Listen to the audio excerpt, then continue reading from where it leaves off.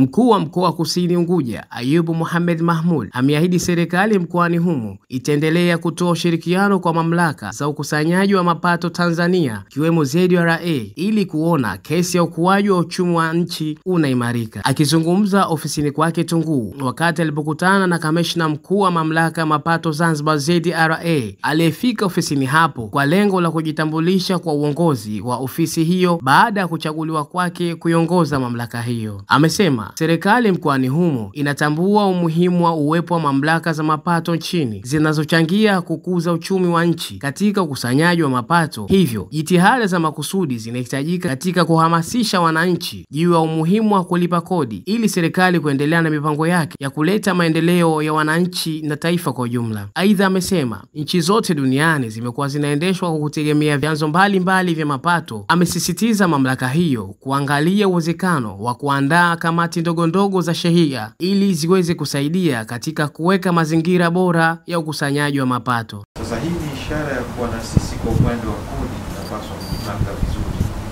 kuona namna gani tunakuja kutapu hiyo revenue kupitia miradi hiyo na miradi mingine ambayo pengine ilikuwepo hapo. Kwa hiyo mimi ni waahidi kwamba tutaendelea kuwapa mashirikiano yote ya kifikra, ya kimkakati, ya kimamlaka, basi tutaweza kuwapatia ili lengo la serikali la ukusanyaji wa kodi. Tunajua zipo changamoto nyingi, na miongoni mwa changamoto tulizonazo ni kwamba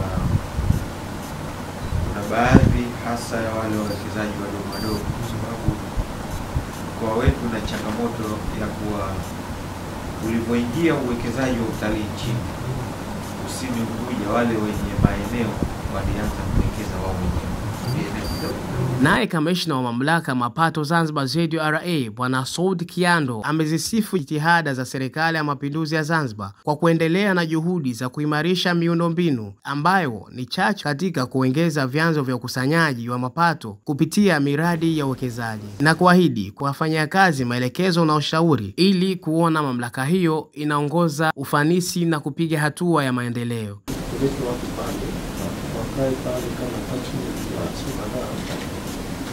Angalie namna ambavyo wao wamepiga hatua na sisi tuige. Lakini kwa sababu kuna taasisi mbalimbali za kimataifa ambazo zinajenga uwezo kwenye eneo hili, nasema na sisi tusirudi nyuma, sisi tusitumie hizo.